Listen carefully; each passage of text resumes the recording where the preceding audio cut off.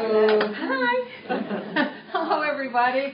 Sorry for a few little mishaps that we had. Sorry, it's my fault. No, it's no one's fault. It happens. It just happens. So the alarm may go off again. I don't really know how this works once we set it off, but if it does, I'm going to say intuitively that it really is just the alarm and there's no reason to evacuate, okay? That's my intuitive response. And you weren't even paying attention. I wasn't even paying attention. Good, good. But so I think we should be good to go. So welcome to a new America, everybody. Welcome to America. We're calling this version of America. I just heard this today right before I came here. This is America 2.0. Okay, so welcome. This is America 2.0. We did the 1.0. We did the plain old America. Now this is 2.0. Brand new version. Let's see what happens. I realized that if I continued to have November's meeting after having the big seminar on Saturday, that I didn't really know if people would be interested in coming on Saturday, spending 6 hours with me, and then joining again tonight. And then I thought about it. I said, you know what? It's going to be the day after the election. Let me just go, because either way the election goes, people are going to want to hear some fresh insights into America 2.0, whatever way it went. This is a brand new world. What I guess I'm not surprised by is how many people reached out and contacted me starting at 6 o'clock this morning. Oh my God. At one point I'm laying in bed, now it's 7:12 in the morning, and I'm still texting, and I still have not turned my phone on. Oh my God. And I'm like, wow, it looks like I have my hands full today. And I guess the energy of my hands being full today is what really caused the alarm. It definitely wasn't you leaving the door on. The energy of me knowing that there's always something else to do at the moment. And it's really interesting. One thing that was kind of funny, like, a lot of people were asking me if I knew the outcome of the election, and something that's very, very near and dear to my heart is the Mets. And it took me 7 years of being psychic before I could ever predict the outcome of a Mets game, especially against the Yankees. But I find that I finally got to the point that I'm pretty good at it, actually. When they have their 4-game series, I pretty much know which way it's going to go. I might not know the scores, but I can tell you. And to me, that's really big because it affects me personally, because everyone in my family is huge Mets fans. I always say, don't let your happiness be connected to something externally. But they believe that's true except for sports. Sports is like the exemption. So I'm attached to the outcome of a Mets game because of my family. No personal connection, but because of my family. So predicting the outcome should be a little more difficult for me than predicting some of the other stuff that I predict. So I actually did get a good feel for how this election was going to go. But I couldn't tell if it was intellectual or intuition, because I did feel that I had an attachment to what outcome choice I would like to see. So I really just wanted to not even think about it that much. But what was really interesting was last night I went into this diatribe about the stupidity of the Electoral College. And I went on and on and on and on and on, and then I was like, okay, I got that out of my system. And I'm like, I don't know why I did that. I don't usually ramble that much about how archaic and unnecessary the Electoral College is. And then I wake up today and I'm finding, oh wow, it kind of is a little relevant after all. Yeah, a little bit. So I think my psychic hit came through. I could focus on what I could focus on, but I wasn't going to give a out-and-out prediction of what the outcome was. I pretty much could have predicted that there was going to be something a little screwy about the outcome as it was. All right, so when I have conversations with all of you tonight about the election and America 2.0, I'm going to not give that much indication of preference. I'm going to do my best not to. Because if we were meeting tonight and Hillary had been elected yesterday, we'd be having the exact same conversation. So it's a matter of our response, our reaction, our power, how we respond. And that's what matters. So for us today, we're always looking at ways that we can understand the meaning of life better, understand our purpose, understand the choice to become happier and happier, understand what freedom really means. Our goal here together is to connect to universal wisdom. It's not to connect to the facts of how things play out. The facts are only the canvas for the souls to paint their discoveries on. So we can switch up one outcome for another. We can go back 8 years and look at how people felt 8 years ago in comparison to how people feel today. There's always going to be those who feel depleted, those who feel angry, those who feel fear, frustration, and the inevitable doom. And then there's always going to be those that are elated and feel like they won and that this is their time. So no matter what's going on with the election, we always have that outcome of two different parties feeling a particular way. And when you feel passionate about one person being elected over the other, whatever it is that makes you select that one candidate, that's a measure of your value. It's a measure of what you find to be important or significant, whatever it is. It could be Social Security benefits. It could be, who the next Supreme Court justice will be. It could be, what are we doing with Medicare? It could be, what are we doing about unemployment? What are we doing about immigration? What are we doing about this or that? But what the issues are for you personally, they're going to be connected to what your version of your values are, what it is that you value.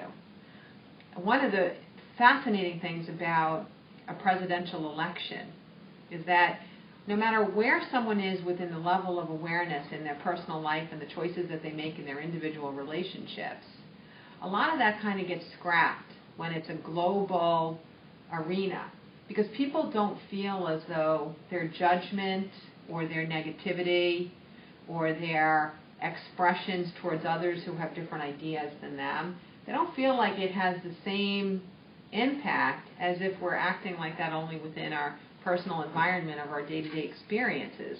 As soon as you take it one step out and you're talking about the global picture, there feels to be this big buffer that whatever agreements I make about my kindness factor or my judgmentalness or how I interact with other people or how I view my happiness being an equation of what's happening outside of me, all that stuff that we can keep increasing our ability to do for ourselves personally, we scrap it when it comes to something national because it feels so separate. It does feel separate. At the end of the day, though, it is not separate because whatever you choose to do and to be for yourself within your immediate community, your family, your friends, your job, who you're encountering in the grocery store, that is a microcosmic version of who you are in the global arena. You can't be someone here and be someone different here. It doesn't work that way. They don't peacefully coexist.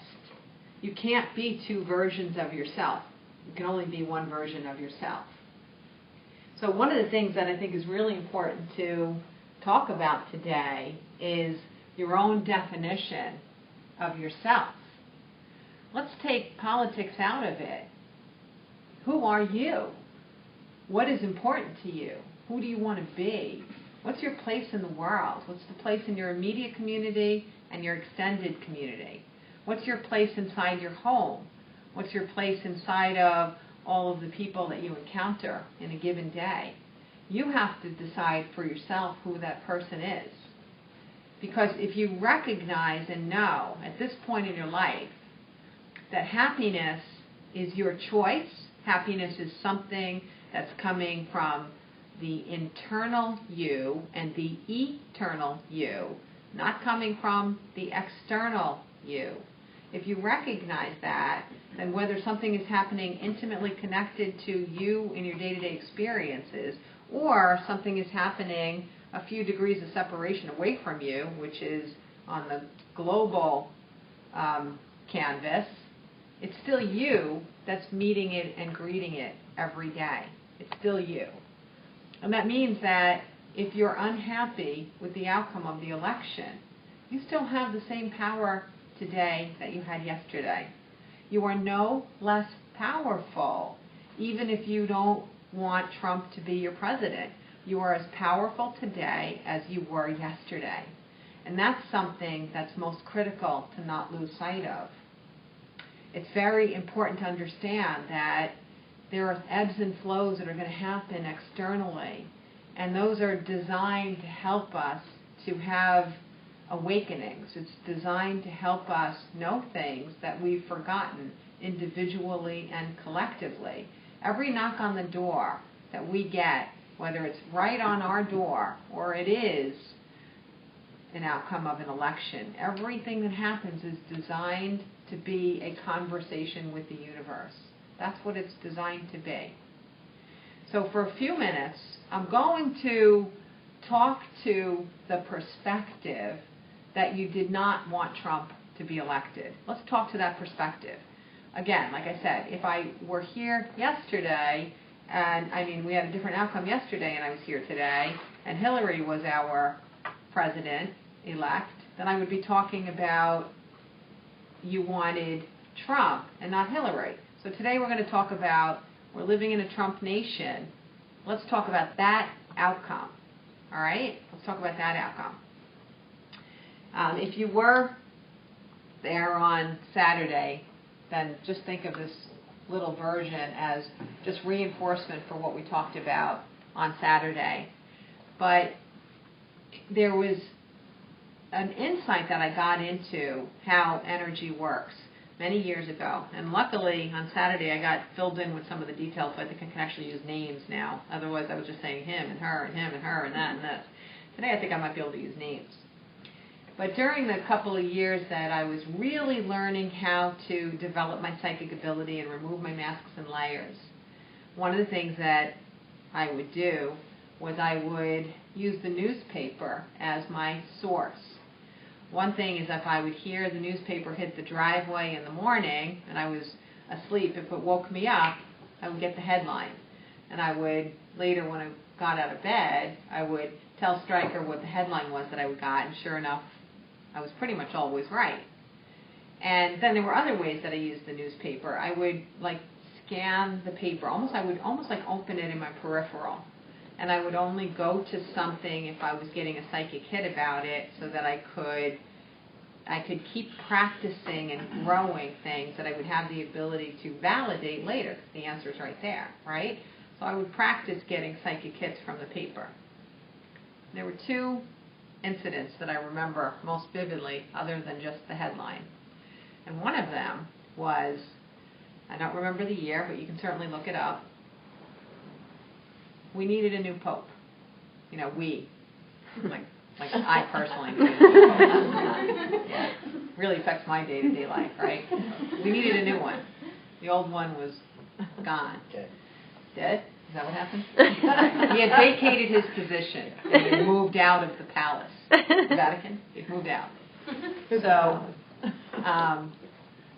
one day, Stryker opens up the newspaper and 2-page spread, big full 2 pages. There are pictures of men, lots of men, with columns underneath. And underneath the photograph was their name, where they were from, and then a brief bio of the men. I can't remember how many there were. And then there was actually, when you turned the page, there were actually a few more. I'm guessing there were probably, 20 pictures of men.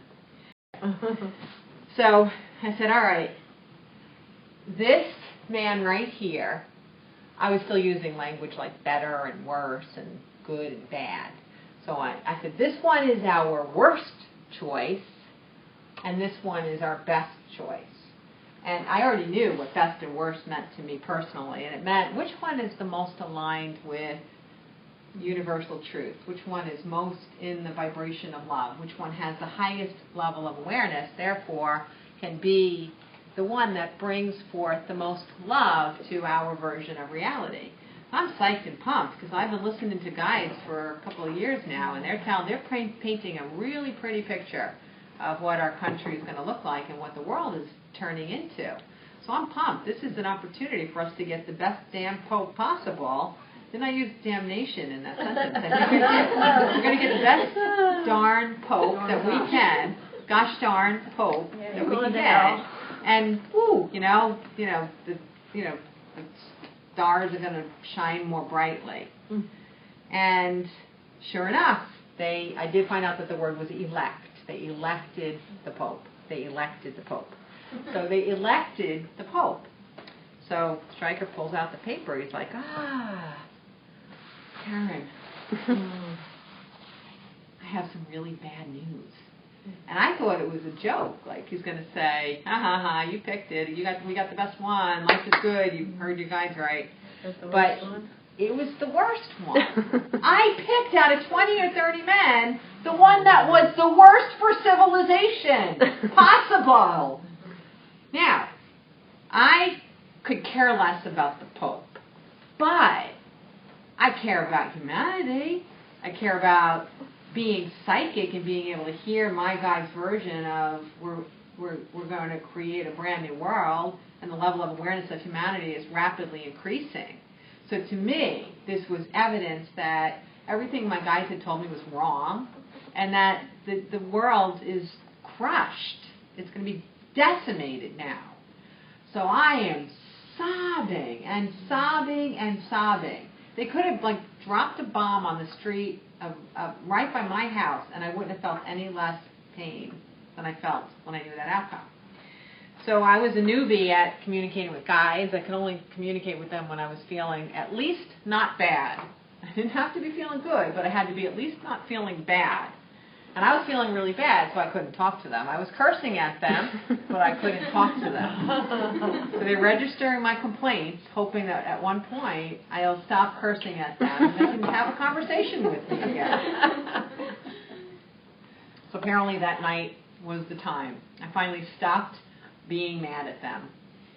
And I'm like, what up, you liars? Oh, wait, I was still a little mad. And they said, listen, here's what happens. The way humanity really grows is that whatever range we're living in, even if it's a range below the line, we become so accustomed to that suffering, that pain, that negative space. It's our personal normal. So we don't really look to leave that state. We stay in that state because it is our own personal normal. It's like an old blanket. Dirty or not, ripped or not, it doesn't even have to keep you warm. It's normal. It's normal. And in order for us to want to strive to move that range up and to create a brand new emotional range of where we live and play and be, we sometimes have to go way lower before we can go up. And so it was really important that the universe have an opportunity to discover that the whole Catholic religion, all people connected to Catholicism, could have an opportunity to define for themselves what they want and what they don't want. And the better way for them to do that, rather than just continually be rule followers or listen to edicts that are coming down from people that have no personal connection with whatsoever, would be to be in a state of increased pain because of who was making the rules. And that's exactly what happened. I now know that his name was Benedict. Pope Benedict made a lot of people on earth unhappy. And his version of reality, his lens of perspective, was archaic and medieval in its ability to be inclusionary, to be, really living through the lens of love, to be embracing eternal ideals. He wasn't able to do that. So there were a lot of people that were disenfranchised by the Catholic Church. There were a lot of people that said, you know what, this is just not for me. I don't really think I'm going to go to church anymore. I just can't. Because he was basically saying that if you don't follow this exact example of what a worthy human is, you're not belonging in our community, and you are a sinner. And you will be convicted and sent to eternal damnation. So that's pretty bad. And then what happened was, well, I'm not allowed to use the word miracle because Catholics have a very strident definition of miracle, right? That's another thing, right? So, but I'm going to use the word miracle anyway. So what if I go to hell for it? But then a miracle happened. This Pope Benedict had a very short reign, like absurdly short. Usually they just go on and on and on and on and on and on and on forever. We can't even remember not having that particular Pope. But very short reign, he's out. They get to do this all over again. And what happens? The next one that they elect is just about as aligned with the vibration of love as is humanly possible in that construct. So the only way that our Pope today could have been elected was in the absence, what would be in the absence of the vibration of love. That's the only way anybody knew that we weren't existing in love, was to live in the absence of it. So that interesting contrast is sometimes what makes people determine what they do value, what is important to them, what they want moving forward. So am I saying that, Trump is the worst of the 30 candidates? I'm not saying that, but I'm saying that people who are disenfranchised today feel as though it was the worst possible outcome. And according to the people that contacted me today, it's the worst possible outcome under any circumstances. But that's really not true. So part of being able to choose to be happy today, if you're living within that energy that you think that this is the worst possible thing that can happen, it's to create a new model for how you perceive a Trump president-elect and what can happen from this moment forward. And there are ways to approach it. First of all, think about what you think is in peril. What do you think is in jeopardy? And ask yourself, is it really in peril? For a lot of the people that contacted me today, it was women, it was parents of daughters, it was the gay community, it was a lot of people who were not born in the United States but are now citizens or at least living here legally. There was a lot of people that feel that the quality of their life or their livelihood or their being is in jeopardy. But what's really interesting is that nothing changed, right? Everything is exactly the same as it was yesterday. Everything is exactly the same as it was yesterday. What happens now is that we get to co-create through our choices, through our energy, through what it is that we focus on. We get to co-create what a Trump nation really looks and feels like. We're not separate from it. We are a part of it. And the choices that we make will enhance our ability to have any effect on the outcome.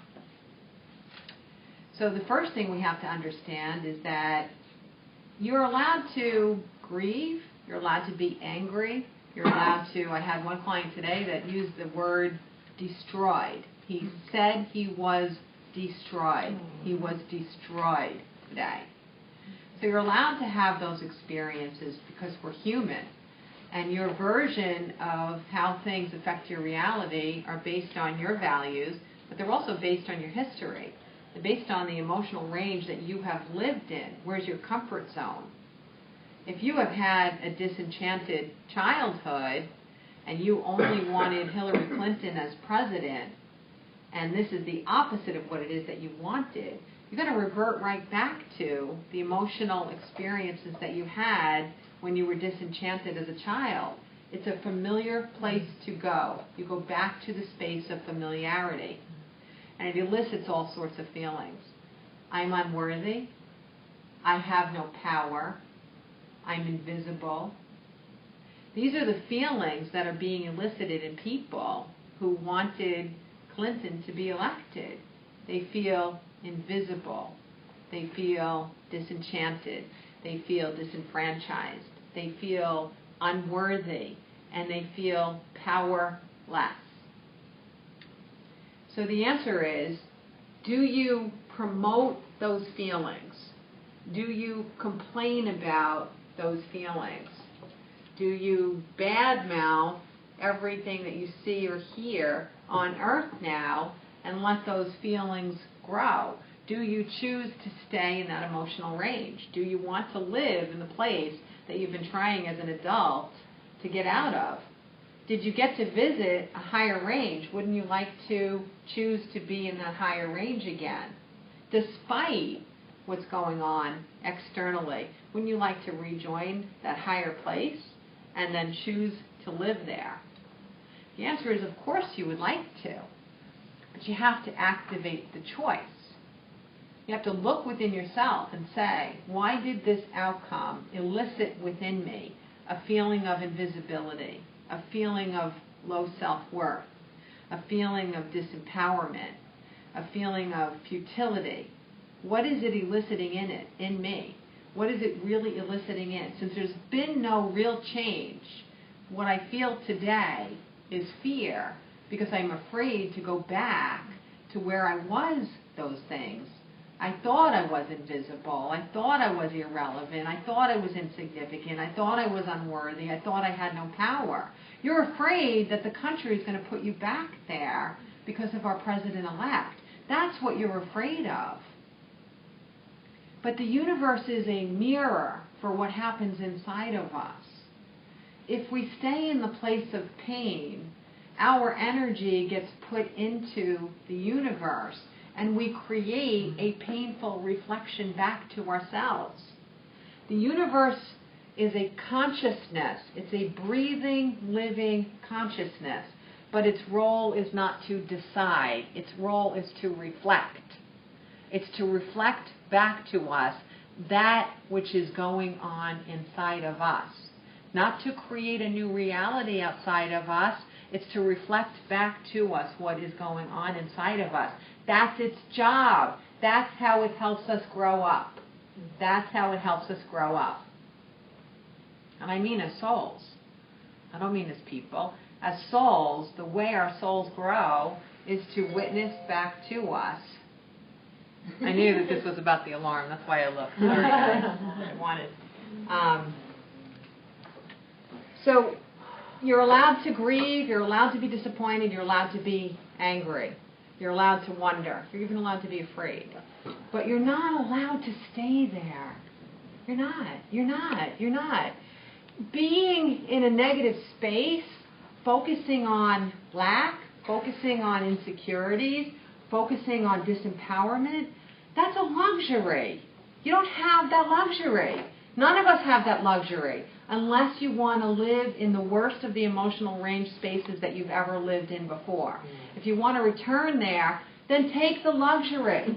Wallow. I promise you will recreate that emotional range. I promise you, you will create it. You will create it again if that's where you choose to stay. And that's the key. If you realize that you don't have the luxury of staying there, then you have to find an alternative.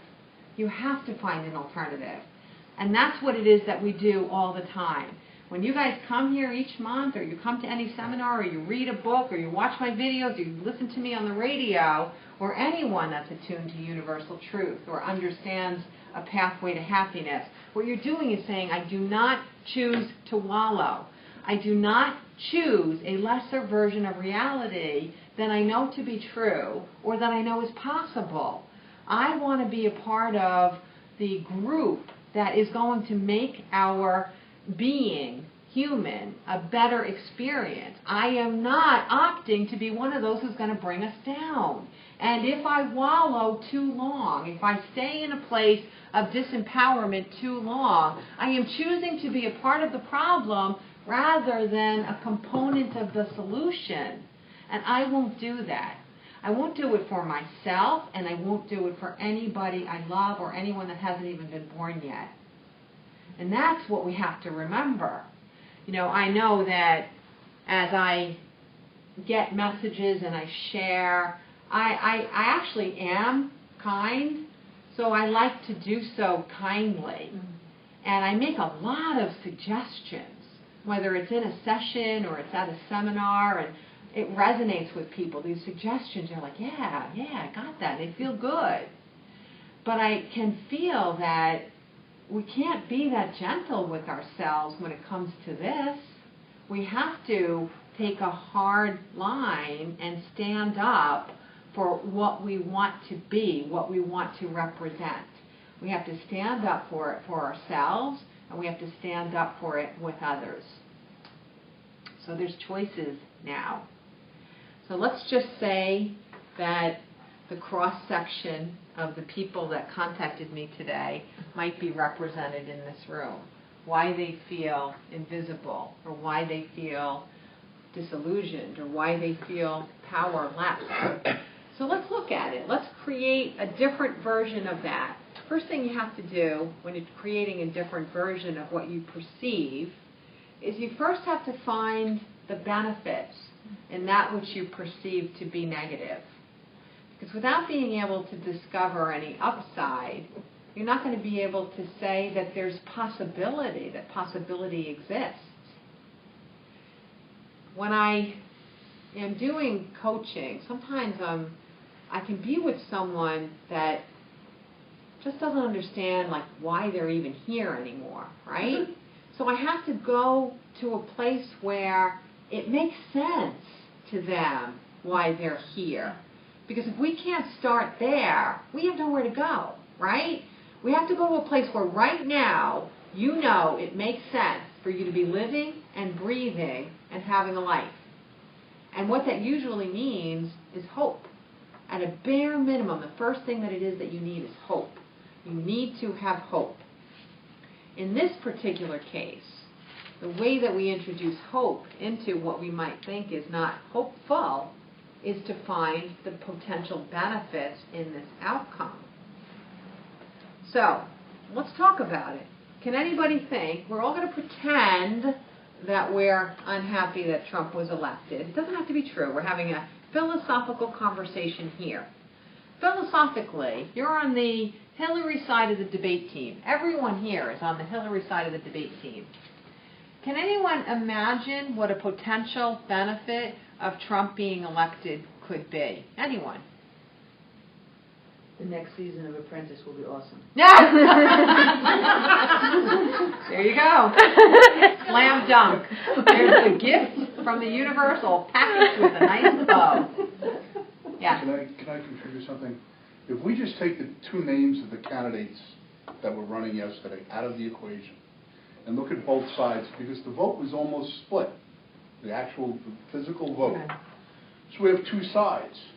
So all those attributes you said of the group now that voted one way, what they're feeling today, is what perhaps the other side was feeling all along. Yes, and I get that. Now we bring both groups together, okay? And one very critical thing to think about, and again, this is not one person or the other, this is looking at the entire system that's supposed to be guiding them. Okay? And unfortunately, the system that's guiding them is taking away their free will and their ability to be independent thinkers and to think for themselves. But much of it has been passed on down over the years now. Everything we need to be told what to do, how to do it. And that's what yesterday really was a referendum about. Okay, so what I'm going to do is, because the topic now is what benefit might come out of the present outcome, not debating about the outcome or its version of it. So what I'm going to do is I'm going to reinterpret what you said as a possible benefit. And it is a benefit I would have listed if it didn't emerge today, because it is a benefit. 8 years ago, almost the other half of America was celebrating the way that those who were voting for Trump are celebrating today, the way they felt like there's possibility and hope and there's a future, and that the world is turning out to be a better place.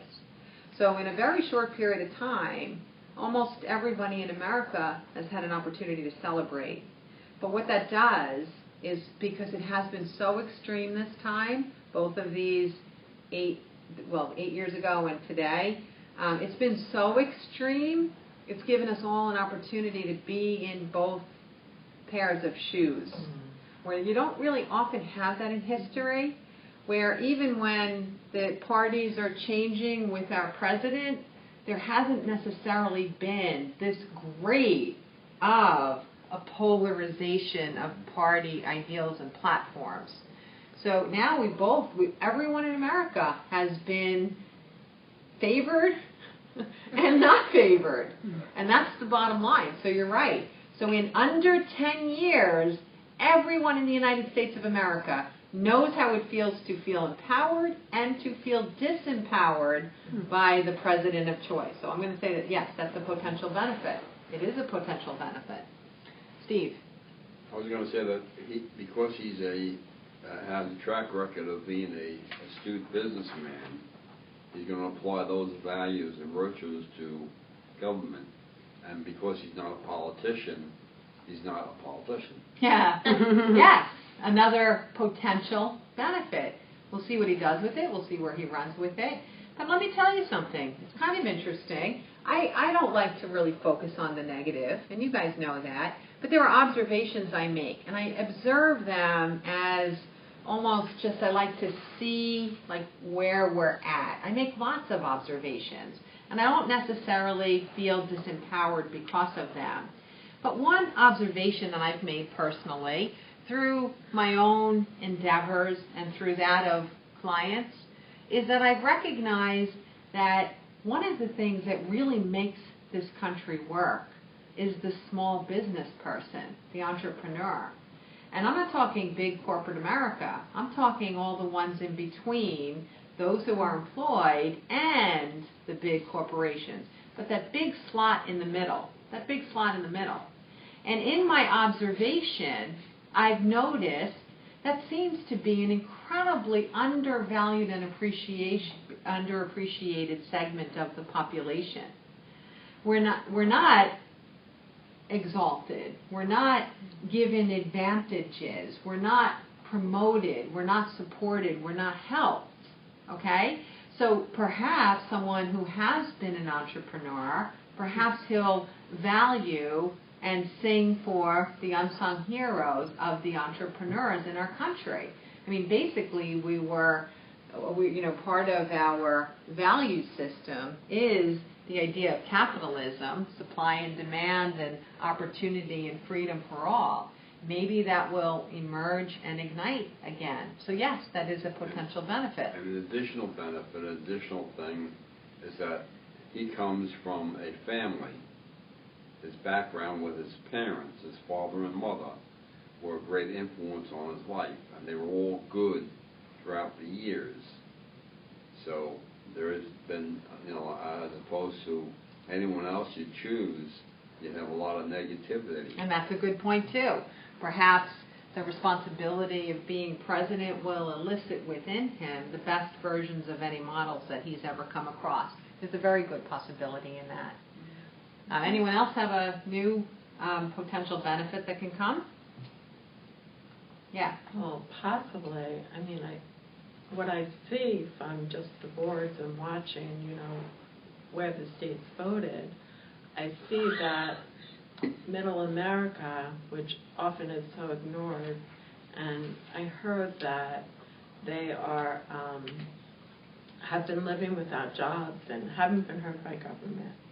And that's their way of speaking out. That's their way of, So I could see that they're tired of government, and this was their way of empowering themselves.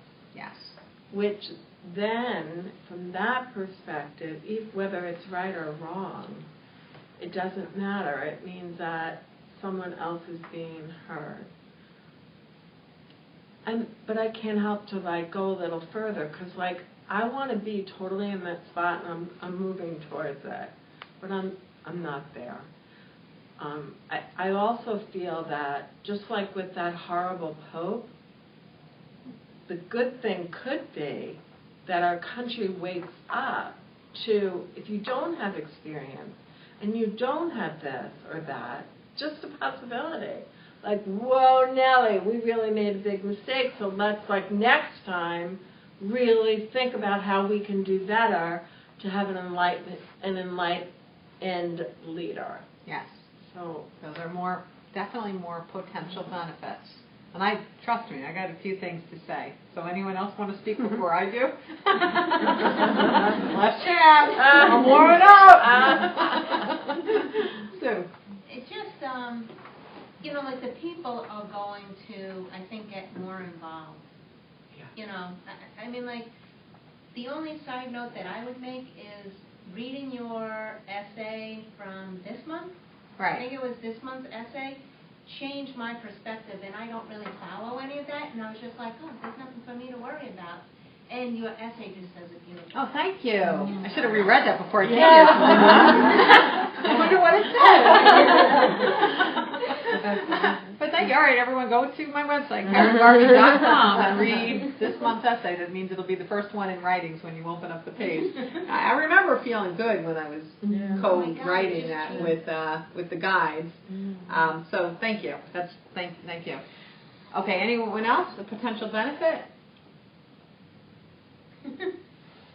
Okay, so let me see if I can find any. Potential benefits. Potential. Doesn't mean that they're all going to be realized, but let's talk about potential benefits. One thing that's really interesting is we did see modeled from the Pope is that, there does come a time in history when we really do decide to take a definitive stand toward what we want to live with and how we want to live. And right now, what's been going on over the last few decades, probably since the 60s more or less, between civil rights and women's rights and gay rights and so on, is that we're going through these massive, very, very visible, very, very public opportunities to say that everybody matters, that everybody matters. And ultimately, there were a lot of people 8 years ago and a lot of people today that feel like they don't matter. So when you are the one that feels like you don't matter, you get to remember what it must feel like for someone else that believes that they don't matter. So this gives us an opportunity to choose to say, let's kind of like just scrap this whole stupid conversation about who matters or what choices we get to make. And why don't we just all live together without judgment? Why don't we just let everybody be free? And as we move more toward people ruling over who's allowed and who's not, anyone that had permission to be something and then the permission is taken away, we're going to hear from them a little bit more than before they had it to begin with, okay? So imagine if right now our government took away women's right to vote. How's that going to play out? No. How's that going to play out? It's not. It's not going to play out well. No, Now imagine we go backward on anything that is connected to universal truth. It'll allow people to rally more, because even those who might not fall into the categories of those who are directly affected, over the last few decades, everyone's come into close and intimate contact with someone that's not necessarily one version of what it means to be a worthy person. So we have a lot more experience. We have a lot more opportunity. We have a lot more guidance and suggestions about, we are one and everybody matters. So the point is, if anybody loses any particular right or access that they used to have, it's not going to come among quiet ears anymore. It's not deaf ears. It's not going to come. It's not going to fall on deaf ears anymore. It's going to be heard, and we're going to be heard. And I love the little example that's paralleling this whole thing right now. And it is little in the scheme of the history of the United States. But what's going on with the pipeline, I'm sure everybody's aware. It's a small number of people making a very, very, very powerful statement. And that's a good thing. They are getting a lot of attention. And what's so amazing to me is that they were still in the news today when nobody seemed to be caring about anything but the outcome of the election. So small groups are learning ways to be heard. Now the other thing, a potential benefit, is that, you talked a little bit about politics. Oh no, he's not a politician. One great thing is that the entire Republican Party did not support Trump. That's a good start. That's a very good start, because we don't have a cookie cutter yes. We don't have a cookie cutter yes. We have a man in office that's going to have to work damn hard to get something done, which means he's going to have to really think and contemplate about the issues, about what it is that both sides want. He might actually, bizarrely, wind up being someone that becomes the most bipartisan president that we've had in a long time. Absolutely. Remember, history it melts away very, very quickly, but Trump, at heart, is a Democrat. Trump is also a marketing genius. So how do we know? How do we know that he didn't sit down one day and say, the Democratic Party rejects me, I am a Democrat.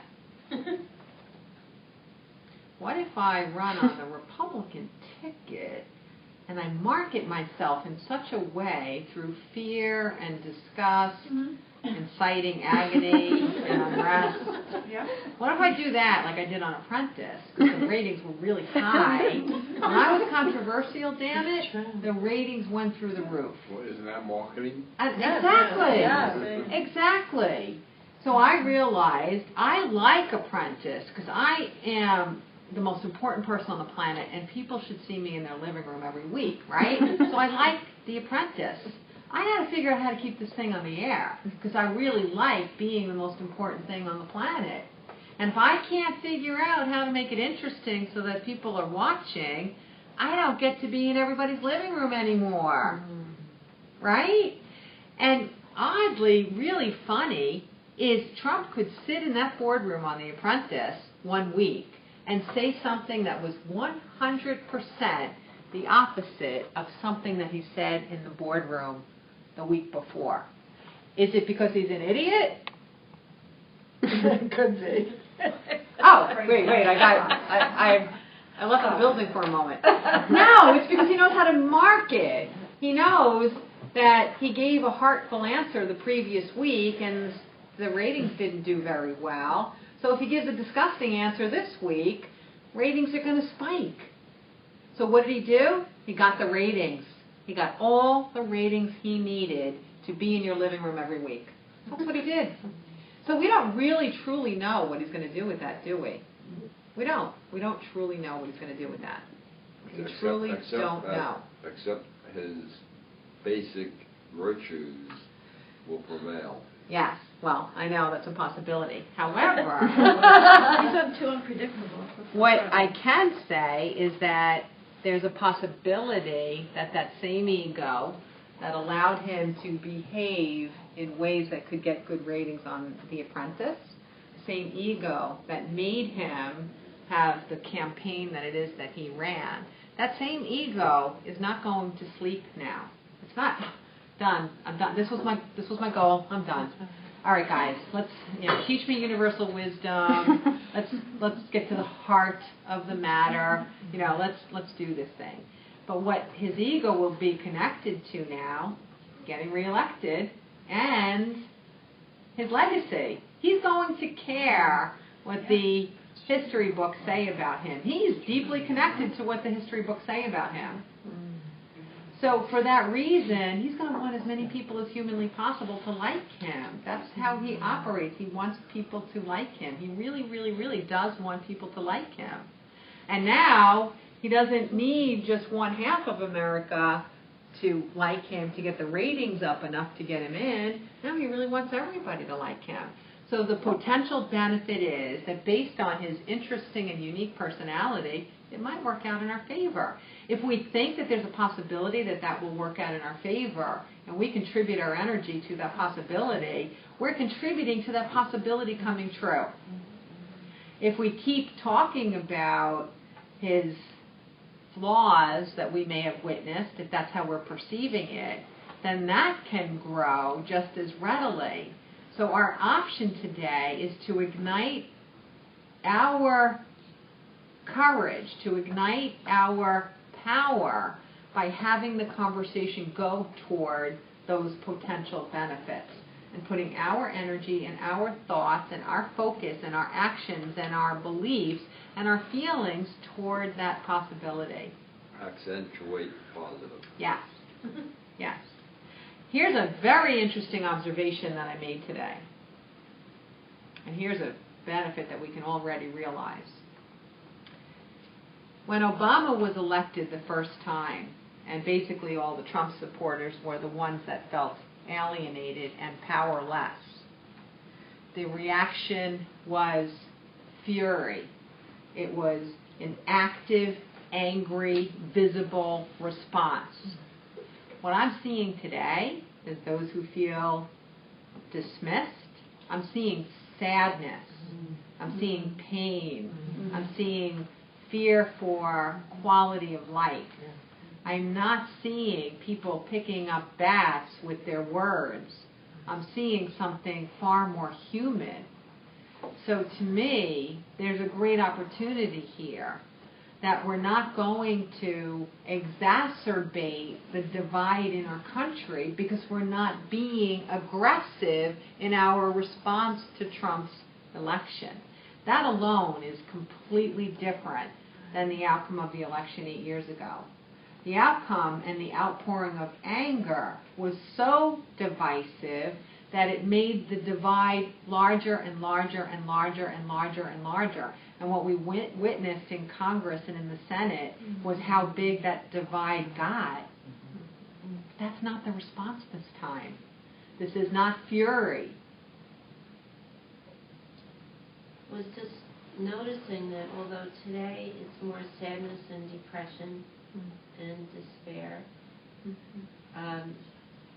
during the campaign, early in the campaign, there was a lot of anger from the same people that are feeling sad and depressed today. There was a lot of, can't believe this guy is up there wanting to be our president. A lot of different kinds of angry feelings, and do you think that helped to propel him by the energy Yes. of that country? That's a great point. Yeah, Yes. that's what I thought. Yes.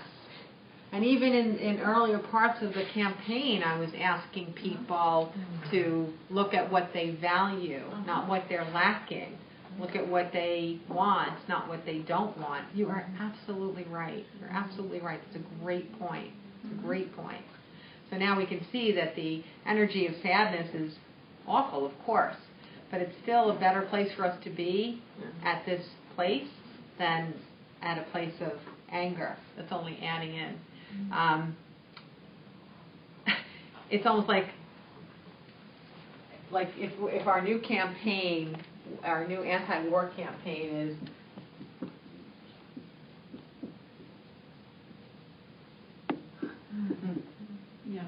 all right, everybody, rally around. We're gonna make posters and we're gonna print up flyers. Let's fight the war, fight the war, fight the war, fight the war. What are you going to get? A lot more fighting, a lot more war. It's about choosing. It's about choosing what you want. Now we can, if you feel personally like you are not represented by this upcoming administration, there are different ways to create America 2.0, which is not yet defined.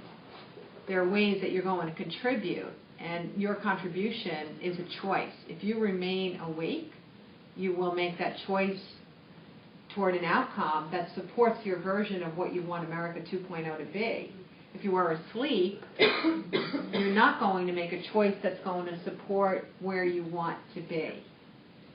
So in this audience. And I'll tell you, online tonight, we have the largest audience we've ever had for an Enlightenment Power group. So it's not just people on Long Island that are struggling, but there are people all over the country that are tuning today or will be tuning tomorrow, because this is actually a very uniting event. And the world. And the world. Yes, I actually have heard from people overseas as well. I had someone ask me if I would, someone from France today asked me if I would be willing to run for president in the next election. And he's like, you have my vote. Yeah. And I'm like, well, if I have you, someone who can't vote in the United States elections as my one vote, I'm in. Thank you. I'm in. But you're right. I thought that was really sweet. So I understand people are in pain. I understand people wanted change. My disappointment was the fact that so many Americans are so unenlightened and they perceive him as being so wonderful. Like my was like, okay, 2020 is coming. Might I say you were a Hillary supporter? Is that what I heard? All right. How could you tell? But I just really wasn't a Donald Trump supporter. But to me, okay, so 2020 and we're going to evolve. It's like, oh my God, we are so far away. And I was like, okay, so he's a catalyst to make this whole thing happen. Yeah. That's a good question. That's where I actually want to go next. So I'm so glad I planted Can I you. just address the last two words you're erasing? Fight more. I think pretty much in this country, in large part, the entire population is done with war. We really don't want war anymore. I think we're heading there. We've suffered enough because of war. The loss of family and friends and loved ones. We haven't, recently there hasn't been as much as it was through the 60s or back to the 30s and 40s, and World War I. We would name them two, and then the Korean War, and Vietnam War. So, but now we have an issue, it's a cause and effect. So we have countries that are still warring and destroy their own countries within, then you have part of what becomes the immigration situation. So now you have a whole mass of people that need a humanitarian effort to go someplace. Right. But when they get to that someplace, no matter where that is, you have to provide them with living space.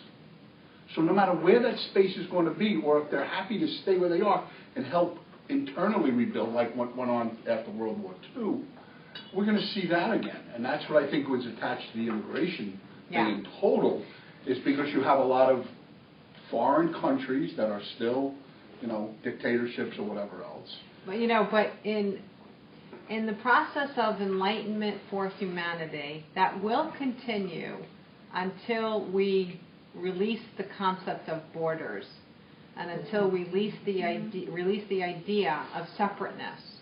Okay? So yes, we're starting within our own nation, where we do have such a culturally diverse nation, and we also have diversity of being able to express our individuality. But that this is just a microcosm of where we're intended to go. I did talk about, once in the last few months, I did talk about how I initially responded to seeing the flag after 9/11, and I realized it was a very intuitive response, that I was seeing it as divisive rather than uniting. I can't tell you that I'm a patriot, because I'm not. I'm a person of the global community. I'm a member of humanity. I happen to be living on the earth space of the United States of America. This is the earth space that I live on, but I am a humanitarian. I am one member of our globe. I am one member of the soulful community, those who are on earth and those who aren't, and I'm nothing different than that. And the battles that we have of even seeing genocide and people that are migrating in large numbers just to save their lives, this is part of the process of us beginning to realize beyond a shadow of a doubt that we are a global community, that we are one. We're going to realize it, and this is one more opportunity for us to realize it, most definitely. I'm just going to say this in a silly little way, but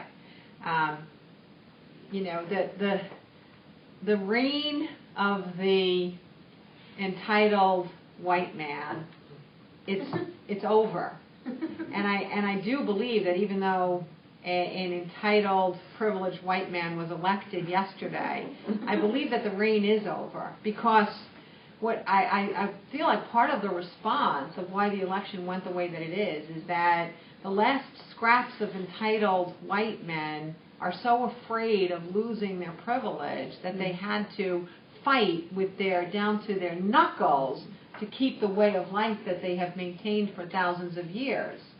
There is that unconscious breath that they're taking together to hold on to what they know on some unconscious level is not a way of being.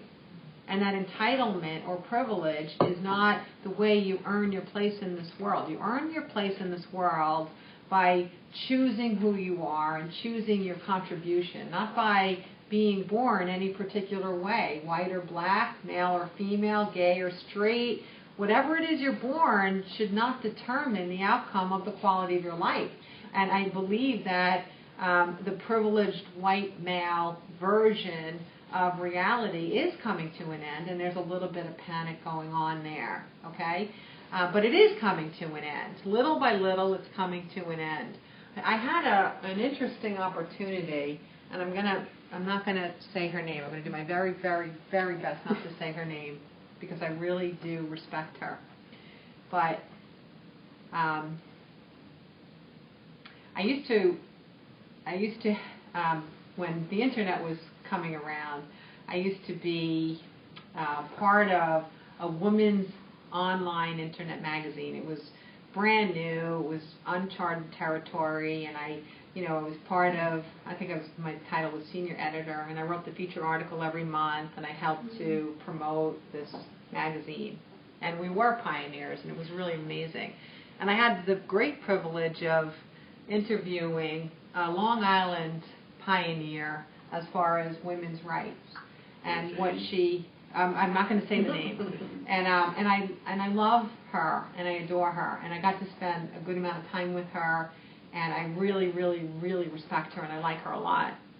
Now, flash forward, I guess it was last year, so I think it was probably about 15, 16 years after I had interviewed her and got to spend all that time with her.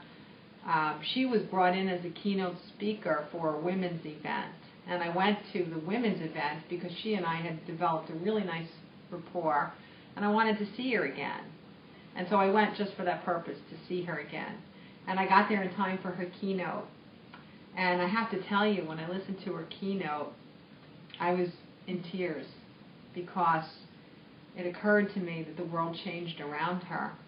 I was very happy for the world changing around her, but I felt so sad for her, because she was a woman who was speaking to women who were starting their career in the 1970s. She wasn't speaking to people who were starting their career in 2015.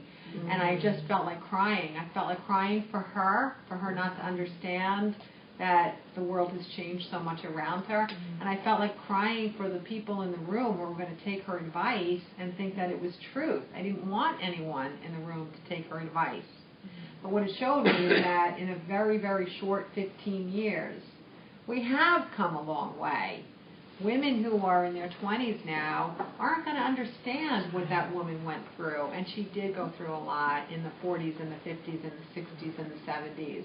What she was saying was her personal truth. It's just not a truth that matches our version of reality today, but it does show you how fast these things are changing, and how fast things shift, that even the most unenlightened people are a part of it in their day-to-day experiences, and it's permeating their consciousness whether they know it or not.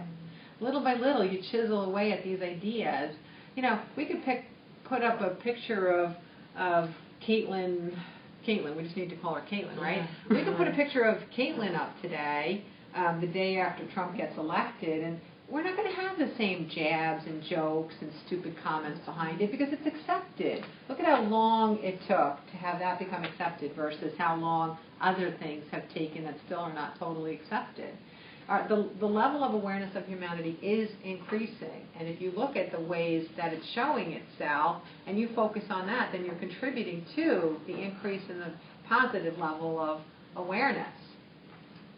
So I want to go back here now. In 2010 is when the guide started to explain to me very vividly that we're heading to a place where the positive level of awareness of humanity is growing exponentially. And it's growing so rapidly that we're going to be seeing changes that used to take a millennium, they'll be happening in 100 years. Things that used to happen in 100 years, we'll see them in a decade. Things that used to happen in a decade, we'll see them in 5 years. Things that used to happen in 5 years, we'll see it in a year, and so on. And if you think about it, think about pre-1900, how fast things shifted, how fast we became awakened, how fast we demonstrated difference. Then think about all of the 1900s, the 60s, the 70s, the 80s, the 90s. Look at how much we really did change so rapidly. That's a decade versus 100 years or 1,000 years. Now look at since 2001, which was an important opportunity for shifting the potential level of awareness of humanity. We're down to the point that we were archaic in 2014. Really, that's how rapidly things are changing. You think back to people, what they were saying in 2010, I'm sorry, but you're not going to find anyone saying those things today. Even the people that we think are living in the backwoods, you know, protecting their gun rights, even though their guns really are not being taken away from them, they're saying things because it's just normal parts of the conversation now. Men are saying it when they're giving their version of the sporting game that they just participated in. All this enlightened stuff is coming out of their mouths constantly now, and everybody's just lapping it up and accepting it like it's normal, because it is normal. The new normal never existed 20 years ago. It just didn't exist 20 years ago. So here's the thing. In 2000... Oh, these are the things that are coming up. Oh, I do want to remind you that this is November. Yeah. Yes. Last month, if you remember, in December, we had a holiday share. It feels like it's been 1 month since then. But holiday share is coming up for next month, December 14th. Well, I know somebody will volunteer to organize that. You say what you would like to bring, and we'll add a little extra time. I think we add a half hour. And we share and swap and do a little bit of networking for our holiday celebration. That's in New York City and Plainview. Okay? My New York City group meets Monday this month. Okay, so we're meeting on Monday this month. Sorry. Oh, no problem. I'm doing some really big events the last weekend in April next year. A big spiritual, big thing. So mark your calendars for that if you want to go up to that. And it's, I think it's in Saratoga. I'll be in Saratoga. But that's supposed to be a really awesome weekend. I don't even think that's up on my website yet. Oh, and we picked the date for, I thought this was ironic. Oh, cool. I picked the date for the year before us, 2017. Just so happens it's the day after the presidential inauguration. So I thought it could be a little interesting if you want to be there and see what the guys have to say about the energy for 2017 coming up. Okay? Okay, I said all that. All right. Okay, so here's the thing. We've talked about this. A higher vibrational energy soul, their rays extend farther. And a smaller vibrational energy soul, their rays don't extend as far. Doesn't mean this guy's better than this guy. It just means that this one has more radiant energy. This soul in human form is closer to the vibration of love than this soul is. The soul's still, working it out, going through their incarnations or going to whatever planes is helping for the development of their soul, so that their human version or their whole version remembers that we're all connected, remembers what it is like to know that we are consciously one, and we are consciously one version of the vibration of love, creation itself, all of existence. This is where we're all heading. But as we're human and we're growing, what was told to me in 2010, 2012 is that by the year 2020, what's going to be so different about 2020 is that that'll be the first year in modern recorded history that the amount of energy existing on Earth of those above the line versus the amount of energy of those living below the line will be greater. So the energy above the line will be greater for the first time than the energy below the line. Now, if you think about what the radiant energy is of someone living below the line, someone's living down here, they're like this, right? You probably met someone like that. Oh, yeah. Right? Little sesame seeds. And then there's the grapes.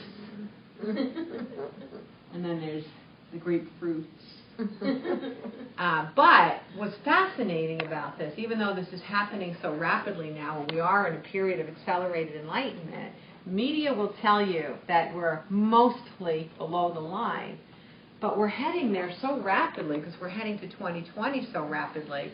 But the difficulty is everyone gets one vote, right?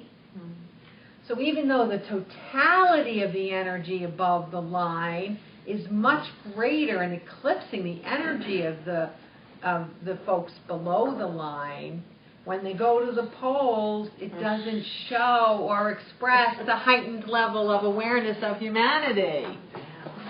Isn't that interesting? That is an interesting concept. So every one of these guys, they get to pull that little lever, right? And this guy only gets to pull the lever one time, right? Only gets to pull it one time.